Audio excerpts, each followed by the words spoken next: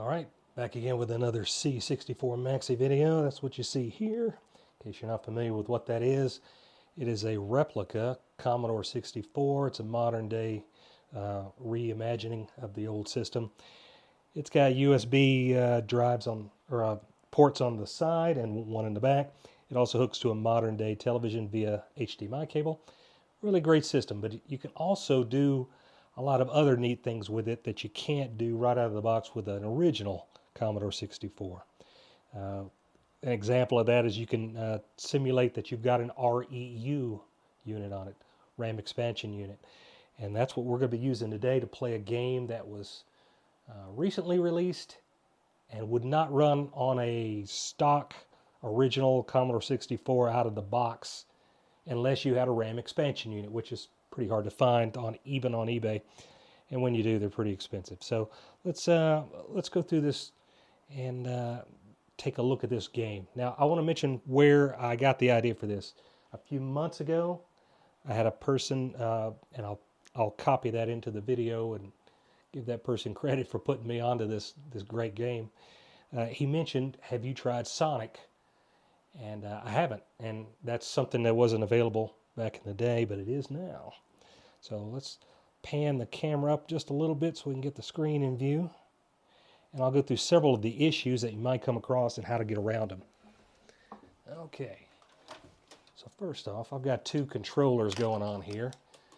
I've got this one, which is just a standard USB. Yeah, you can tell I can hit some buttons on.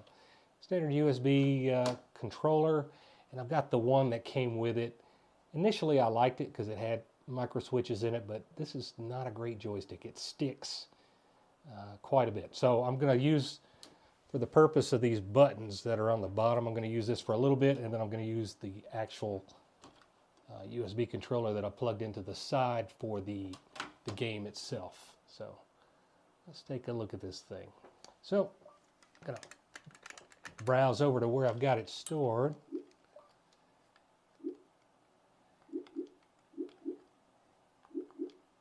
All right, and first thing you'll notice about this game, it is a two-sided game. So it's emulating a 1541 disc, or I should say a 5 1/4 disc in a 1541 drive. It's got a side A and a side B. You'll have to flip the disc, which is really easy to do with the C64 Maxi here. So we're going to start on this one, the disc A, and we're going to go ahead and launch it. Let's see what it comes up with. Now look at this, it's detecting I've got an NTSC version, and the timing is a little bit different for the NTSC chipset and the PAL. I guess there's a timing crystal, not so much a chipset, but a timing crystal difference. If you had an original, it causes the games to play either a little slow or a little fast, depending on which one you've got. Let's go ahead and do this one as the author intended on a PAL machine. So that's really easy to do with this machine. We'll just go over.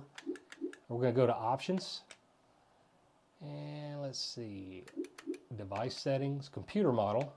And currently we're on a C64 NTSC version. We're going to go, let's go over to make it a PAL version. And then when we back out, it's going to reboot the machine.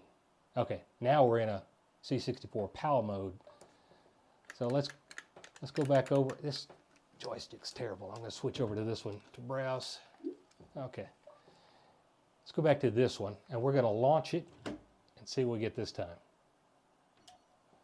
Now, if you're not familiar with the REU, the RAM expansion unit on the Maxi, you can watch one of my other videos that I've got on that, which shows how to enable that.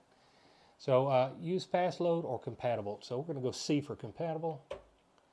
Read the manual or play the game. Let's just play the game. G. Okay. So the way this thing comes, wow, that's pretty impressive. The way this thing comes when you download it, it's already got the REU enabled, so you don't have to worry about doing that. But if you had other stuff you wanted to enable it and use the REU for those, in particular your own games, you could do that.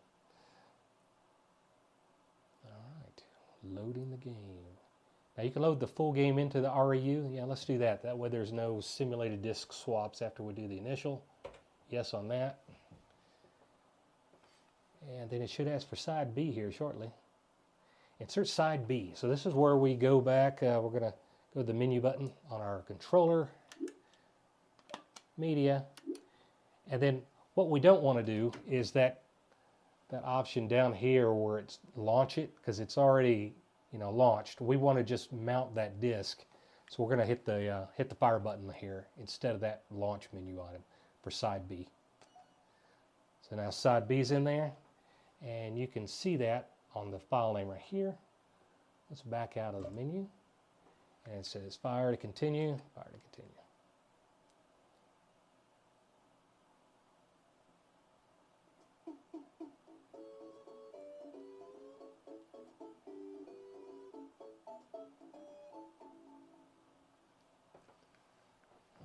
Let me see if I can get a microphone a little bit closer so you can hear the sound of the game. I'm going to put one right here.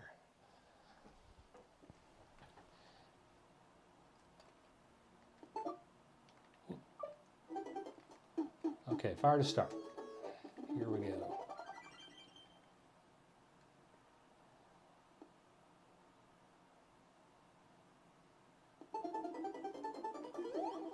And this is just amazing.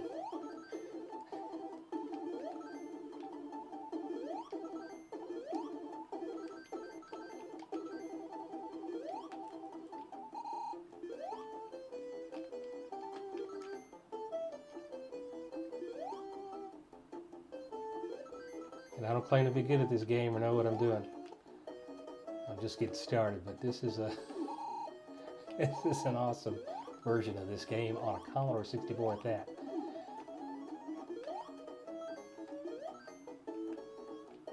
Yeah, didn't mean to do that.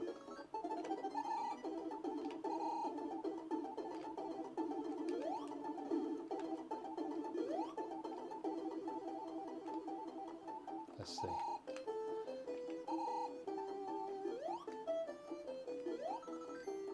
Oh, I didn't make it. Okay, let's try that again.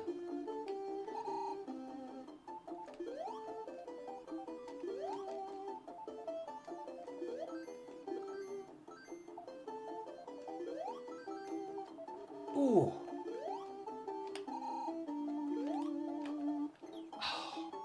Well, that's the end of that. I won't bore you with the whole game. I just wanted to show what it looks like, and one of the amazing things that I'm able to do on my C64 Maxi and I'm not able to do on my original Commodore 64. So if you're looking for something new, you want to try it out on your replica Commodore, give Sonic the Hedgehog a try for the Commodore 64. It comes in as two D64 files, which are disk images. And they have the RU already enabled, so you don't have to fool with that either. All right, till next time, cheers.